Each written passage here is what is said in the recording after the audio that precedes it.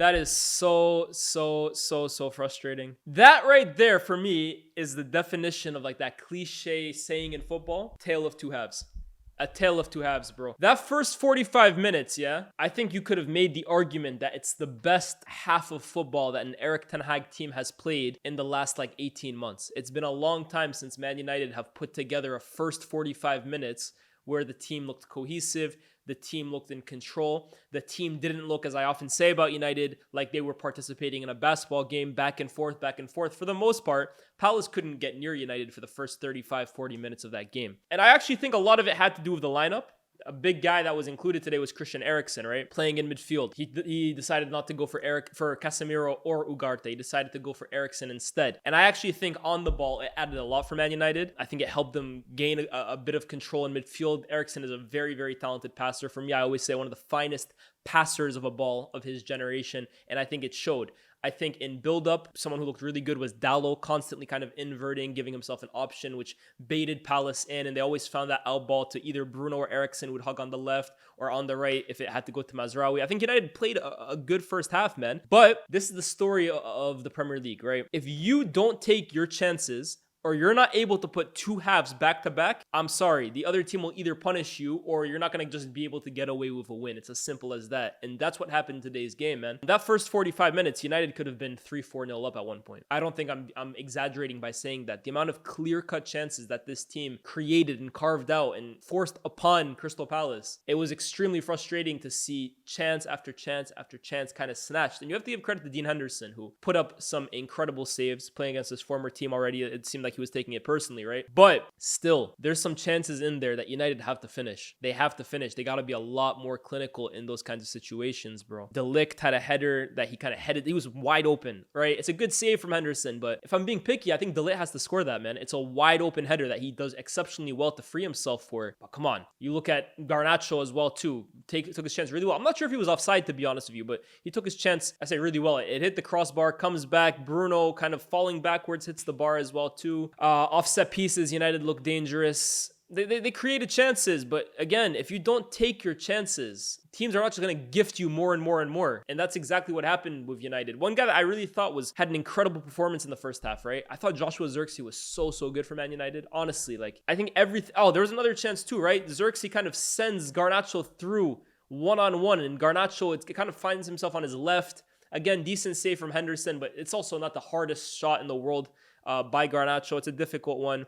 But I thought a lot of what we were doing well was coming through Joshua Zirkzee. Like, he was facilitating today for the rest of our forward line very, very well, and kind of showing his technical ability, his unselfish kind of style of play. But you look at that second half, right? Glasner made an adaptation. I say he adapted. He made a tweak. Ten Hag was unable to kind of adapt to that adaptation. And I think the substitutions from Ten Hag today completely screwed Man United over. I think so, right? I think the first half, I can't blame it on Ten Hag. I think the team was playing well. We had control of the game, kept Palace quiet, we created chances. And I always say, bro, the final third, the kind of moments of brilliance, that's not on a manager. That's on the players. But in the second half, I think the substitutions completely screwed United. I don't know, the police, they screwed United. I'm not saying arrest Ten Hag.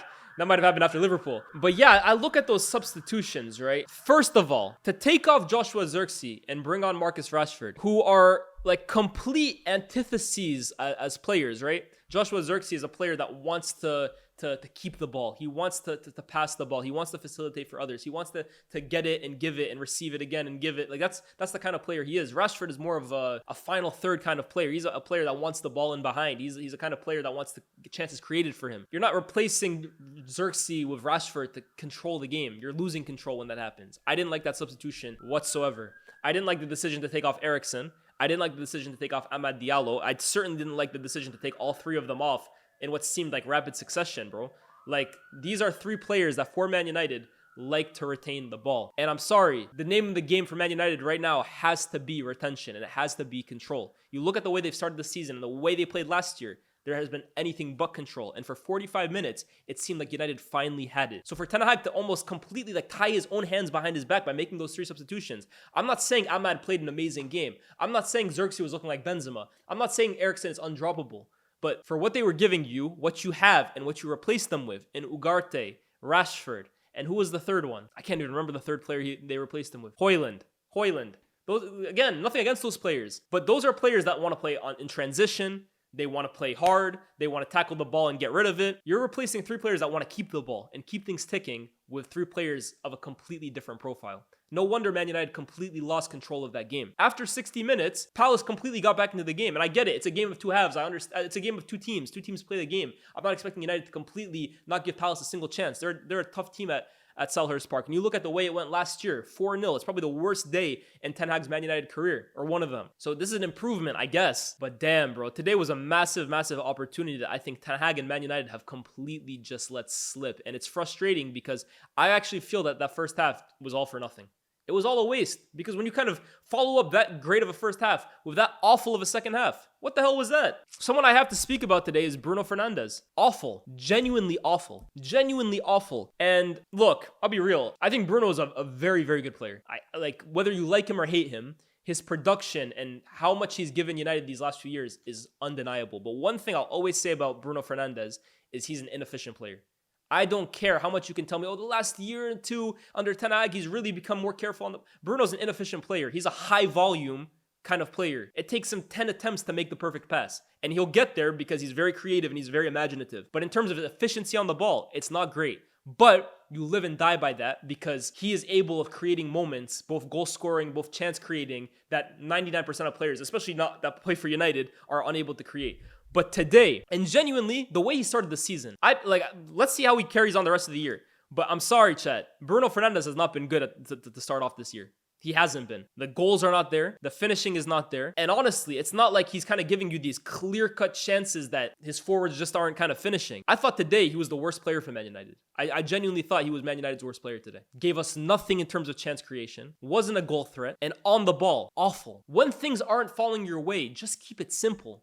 At least give us a net positive in terms of keeping the ball, retaining it. Today, Bruno didn't give us anything today, man. Honestly. I thought Lisandro as well, too. I think Lisandro, bro, you guys know I like Lisandro, right? But that's another guy that hasn't started the season well whatsoever. And one thing I'm starting to get annoyed with Lisandro, right? For me, he's the best ball-playing in build-up anyways passer that United have. But he takes way too long in build-up, bro. You can say, hear me out here, right? Lisandro, stands on the ball sometimes for, 15 seconds. There's no urgency at times. And for me, that's not something that I saw with Lisandro his first year, and especially last season. But I think, personally, I feel like he's holding on to the ball too long. And maybe that's an instruction to kind of bait the press and kind of bait Crystal Palace in so that people can free themselves. Maybe. But the way I'm looking at Lisandro right now, I feel like he's picking up the ball and kind of strolling, looking up, taking his time. And I feel like it completely kills the tempo of the game, bro. I think so. 88th minute and Lisandro is standing still with the ball. Yeah, I thought so as well too, man. Defensively is a whole other thing. Right? But on the ball, that's something I attribute Lisandro to being excellent at. I think that the first few games of the season, he's been way too lackadaisical. And I don't know whether that's due to instruction or whether that's due to just the way he is right now. I have no idea. I'm not in the changing room. I don't know what Ten Hag's tactic with him is. What percentage of the blame do you dish out on Ten Hag's sub second half versus missed chances first half? Is it 50-50 because one of them was one half, the other one was another half? I mean, maths say that, but I think you have to look at it more in terms of the chances missed, because the chances missed came before the substitutions. And if the chances get converted, then the substitutions probably don't have any impact on the game whatsoever. United should have been clear. But the reality is, chances are missed in football.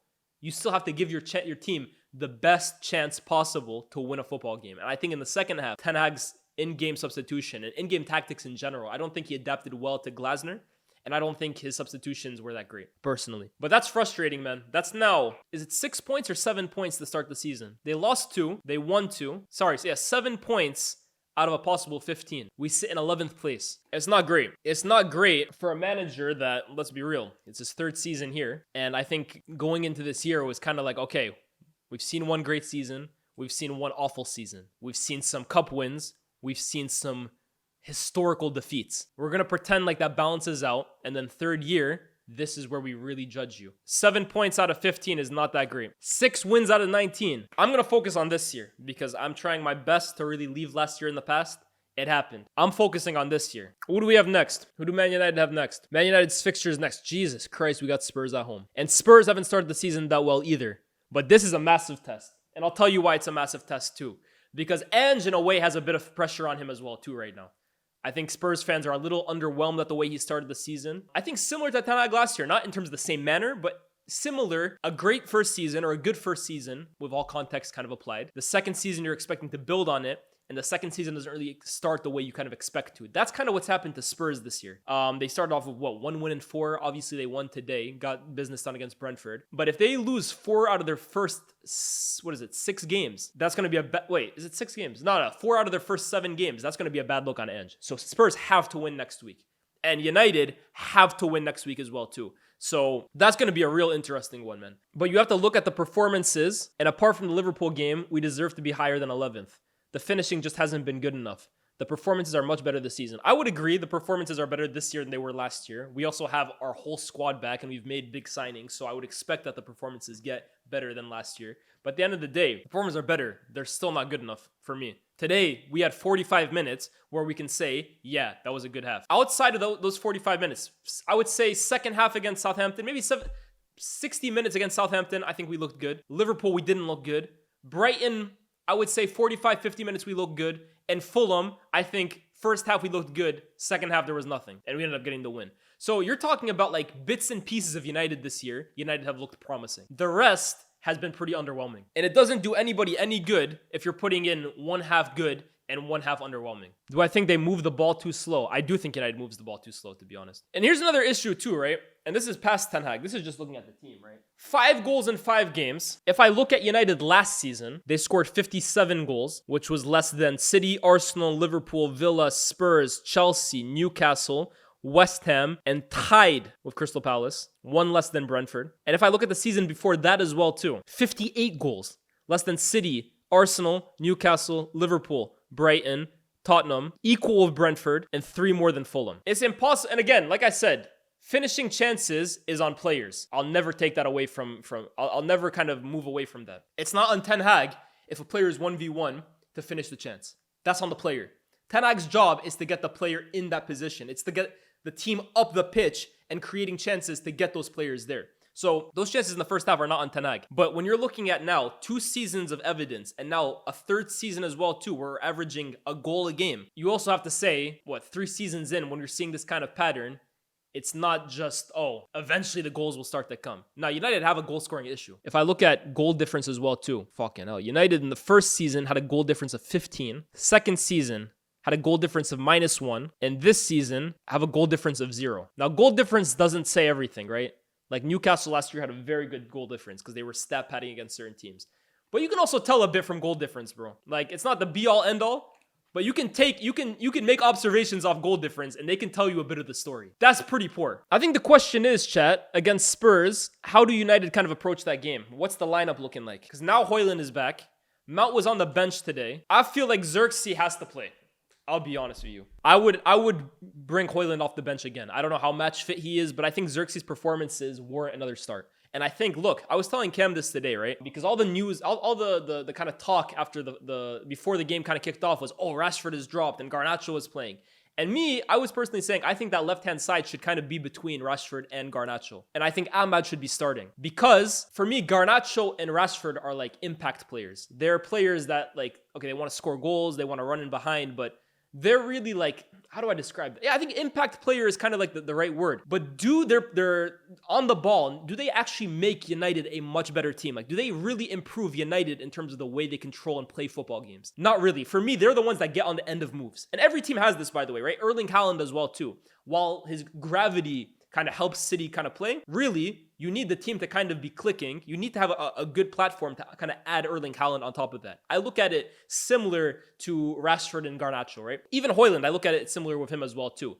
You need United's platform and United's base and United to kind of be playing well so that we can generate chances for those guys to score. If we don't even have that set, those guys are going to look even worse because they're not great at retaining the ball. They're not really helping us in possession. And if you don't create them chances, they're going to struggle, bro. They're going to struggle. So for me, it's more important to kind of make sure United are solid, make sure United's platform and base is kind of like set, make sure we're controlling games to a decent level, and then you introduce those kinds of players. So for me, that's why I think Zirkzee has to start. I think so. I think Ahmad has to start. And Eriksen is the interesting one because I think we play better with Eriksen on the ball. But then there's also the issue of Eriksen in transition. defending. He's a hologram. He's not great. There are certain games where you can get away with it, but you can't start Eriksen every single game. However, for me, I'm only starting one of Rashford and Garnacho. Adding on to the fact as well, too, that I personally think Garnacho is better kind of coming off the bench. And I think if you start Garnacho and you take him off, Ahmad is not as dangerous to kind of change the game as Garnacho is. I think having Garnacho as a plan B is more dangerous for United than having Ahmad as a plan B, personally. I thought Dalot was really good today. I think Dalot was really good. I think Onana personally saved United in that second half with that double save. Very, very good double save. De Ligt, I thought was again, very, very commanding. I really like De Ligt in the air as well, too. I think he's very, very good in both boxes. Mazraoui was good. I don't think there was too much wrong with individual performances. Again, in the first 45 to 60 minutes, I don't think there was much wrong that you could point out from a lot of individual performances. For me, the only one was Bruno today, in terms of starters. I thought Bruno today, that's a performance to forget. But yeah, man, we move on to the next game, but I can't lie. For me, I know there's going to be people that try and take positives away from that. That's a very, very disappointing performance for me, bro. It's a very, very disappointing end to the game. Because I feel like, for as encouraging as that first 45 to 60 minutes was, the 30 minutes that followed was almost as equally disappointing. That's the way I view it.